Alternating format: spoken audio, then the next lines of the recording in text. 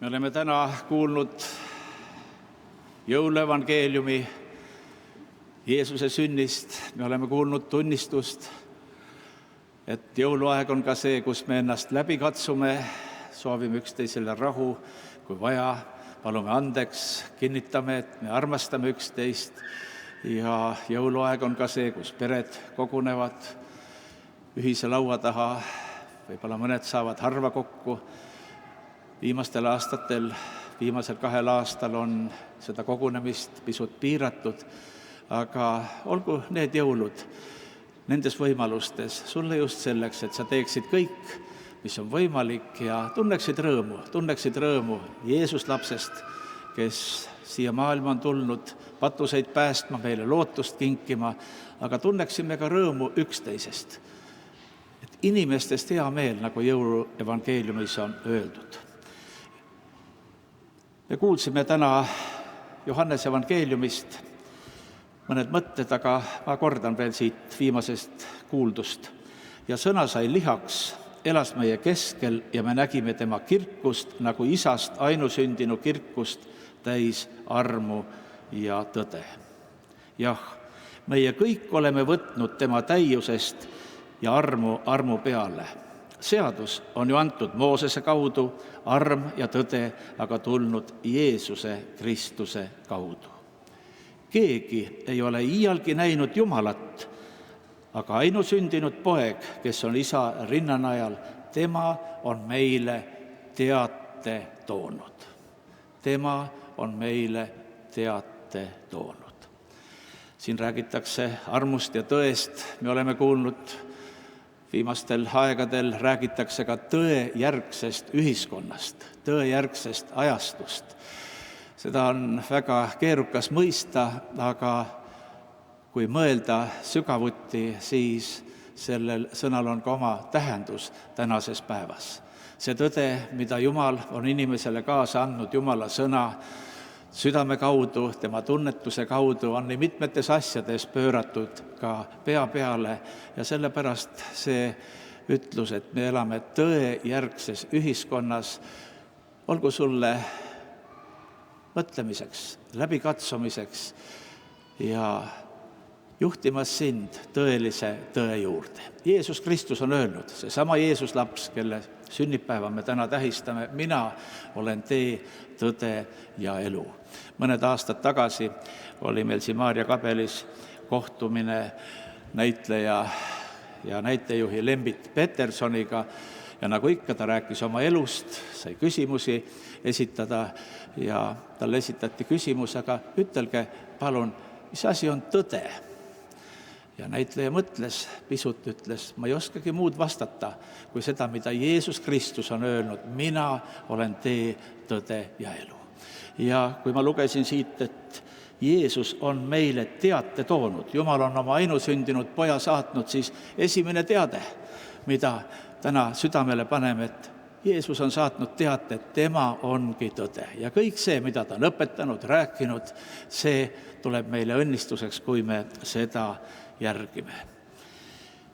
Me kõik teame, olümpiamängud on ja olümpiamängudel ja muudel võistlustel on ka maratonijooks ja see nimi maraton pärineb sellest legendist umbes 490 aastat enne Kristust, kui kreeklaste võiduteate maratonist Ateenasse viis käskjalg ja kui ta kohale jõudis, siis valitsejale ta suutis öelda ainult, olge tervitatud, me võitsime ja varises surnult kokku.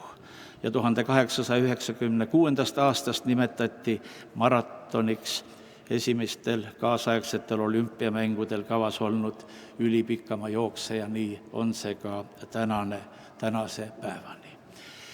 Ka teatetooja Jeesus, nagu me siit Johannese evangeeliumi 1. peatükis 18. salmist kuulsime, mõneti on see, kes toob teate ja ütleb, olge tervitatud, me võitsime.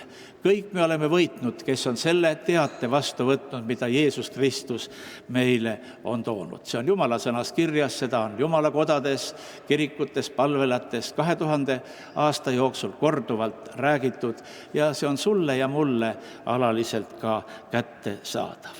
Ja võin kinnitada, et kes on vastu võtnud ja kes on veel vastu võtmas seda teadet, mida Jumal meile Jeesuses Kristuses on pakkunud ja pakkumas, need võivad kindlalt väita ja öelda, meie võitsime. Meie võitsime. Selles võidus on elu pärast surma ja selles on väga palju võitu ka meie igapäevases elus. Ega Jumala sõna ei ole filosoofiline raamat meil ainult mõtlemiseks, see on selle järgi, me saame elada ja oma samme ja elu seada. Ja kes selle järgi on elanud Jumala püha vaimu häält kuuldes, need võivad öelda, et nad on võitjad olnud heal päeval ja ka nendel hetketel, kui teinekord on teadmatust, on muret ja arusaamatusi. Me oleme täna juba kuulnud, ennäe neitsi jääb lapse ootele, toob ilmale poja ja teda hüütakse nimega Immanuel. See on tõlkes Jumal on meiega. Võidusõnum on ka see, et Jumal on meiega. Keegi on alati sinuga. Me oleme lugenud viimastel aegadel, et üksindus inimeste suureks vaenlaseks on saanud. Kui sul on Jumal, siis sul ei ole ka seda üksindust. Sa võid olla perekonna inimene, sul võivad lapsed, lähedased olla ja sa võid ikka ennast üksinda tunda.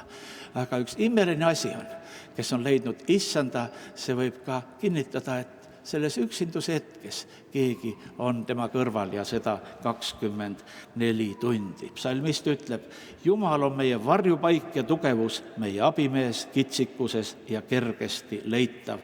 Sellepärast me ei karda, kui maa liiguks asemelt ja mäed kõiguksid merede põhjas. Jumal on meiega, Immanuel on Jeesus lapse nimeks ja mõtle ka sellele. Võtta alati ka midagi praktilist siit kaasa. Täna on meil ühendkoor ja muusikud nii võimsalt meid teeninud muusika osas. Jõuluevangeeliumi oleme kuulnud, aga võtame ka selle teate, mida Jeesus Kristus meile on toonud sellelt jõululaupäeva Jumala teenistuselt kaasa, et see arm ja tõde, mis tema kaudu on ilmunud, see pakub meile võitu ja võidukat elu. See annab meile kindlustunde. Kui Jumal on meiega, siis ka nendel hetketel, kui oleme sellises olukorras, kus me vajame tuge, siis issand on meie kõrval. Prohvet Jesaja kirjutab kindlameelsele, sa hoiad rahu, sest ta loodab sinu peale. Lootke alati issanda peale, sest issand on igavene kalju. Lootke alati issanda peale. See on ka tänasest õhtust kaasa võtta. Ma lähen siit, ma kuulsin, et igal ajal võib loota Jumala peale. Tema kannab meid kõigest läbi ja on meie kõrval. Me teame ka seda, et rahutust võib tulla teinekord nendel hetketel, kui me vajame, et keegi oleks meie kõrval.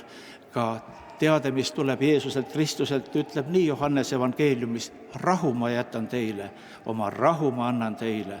Ma ei anna teile nõnda, nagu maailm annab. Teie süda ärgu ehmugu ega mingu araks.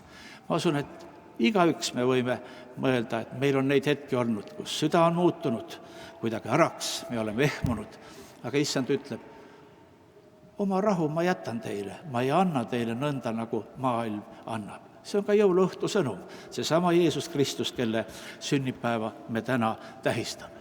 Me teame, et Jeesus liikudes siin maa peal tegi ka palju imetegusid, tervendas, jüngrid jälgisid teda, inimesed imetlesid, aga loen ühe katke Luuka evangeeliumi 18. peatükist, kui Jeesus tervendab pimeda ja seda sündmust pikemalt ei loe ette, aga see on Jeeriku lähedal, kus üks kerjus tee ääres hüüab, halasta minu peale.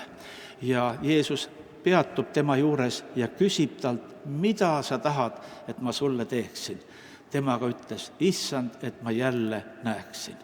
Ja mida Jeesus ütles, näe jälle, sinu usku on su päästnud. Teinekord me ootame, et meie asjad ka laheneksid iseenesest. Aga see, kes on toonud teate usu, armastuse, pääste ja tervise kohta, ootab ka seda, et me ise ka küsiksime temalt, et mida me vajame. Issand, et ma jälle näeksin. Ja Jeesus küsib täna õhtul, mida sa tahad, et ma sulle teeksin. Võib-olla sa vajad päästet, võib-olla sa vajad tervist, võib-olla sa vajad mingisugust lahendust, võib-olla sinu lapsed vajavad, võib-olla sa vajad kindlustunnet, võib-olla sa vajad rahu, siis Jeesus kõike seda kingib ja küsib täna, mida sa tahad, et ma sulle teeksin. Võta ka see mõte siit kaasa. Tema küsib ja tema ootab sinu käest ka seda selget vastust, et sind aidata. Mida ma sulle teeksin?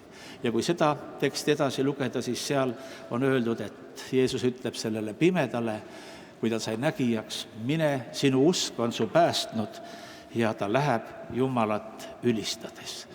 Kui Jumala sõna ütleb meile, et tulge minu juurde kõik, kes olete vaevatud, koormatud, ma annan teile hingamise, need on Jeesuse sõnad, siis olgu ka see tänasest õhtust meile kaasa võetud. Neid teateid, mida Jeesuse siia maailma tulek endaga kaasa tõi, neid sõnumeid, neid on 2000 aastat ristirahvas kogenud ja olnud tänulik. Ja ole ka sina see, mitte ainult kuusk ja kingitused, aga see praktiline pool. Usk Jeesusesse Kristusesse on väga praktiline. Jumal on saatnud poja, et olla sinu ja minu kõrval ja küsib sinu käest, et mida sa vajad, et ma sulle teeksin. Selles usus me tahaksime praegu tõusta ja tänada ja paluda. Issand, me täname sinu sõna eest, mis on täna meile meelde tuletanud. Arm ja tõde tuli Jumala kaudu, rahu tuli, lahendused tulid. Ja kui täna me oleme selle teate mõtted mõneti üle korranud sellel jõuluõhtul, siis issand aita, et me võiksime siit kaasa võtta kõike seda, mida Jeesus laps, kes Petlemas sündis meile, on endaga kaasa toonud. Selles on nii palju, selles on meie elu kõik lahendused, ma julgeksin öelda. Ja täna õhtul ka, kui keegi tunneb kahetiselt, keegi tunneb rahutust, keegi võib-olla tunneb, et minu vahekord issandaga pole hea, siis et sa julgeks endale seda küsimust esitada. Issand on su lähedal ja ta teeb seda, mida sa tema käest küsid. Issand, anna meile selleks usku, anna meile tänulikku meelt, ole meid õnnistamas täna igat südant, kes sellel Jumala teenistusel on siin pingis istunud selle aja, kes on raadio juures olnud, videoülekannet jälginud. Ole õnnistamas ka, kui nüüd paljud lähevad oma kodudesse, et perekondadega koos istuda. Issand, et sinu hea vaim ja arm läheks siit kaasa ja igapäevaselt sinu tõde ja kõik see, mis on Jumala sõnast tallele pandud, oleks meid saatmas ja meie usk kasvaks ja me võiksime usust tänulikult elada ja oma teekonda jätkata. Aamen. Me palume ka ühiselt. Meie Isa, kes sa oled taevas, pühitsetud olgu sinu nimi, sinu riik tulgu, sinu tahtmine sündigu, nagu taevas, nõnda ka maa peal. Meie igapäevast leiba anna meile täna päev ja anna meile andeks meie võlad, nagu meiegi andeks anname oma võlglastel. Ja ära saada meid kiusatusse, vaid päästa meid ära kurjast, sest sinu päralt on riik ja vägi ja au igavesti. Aamen.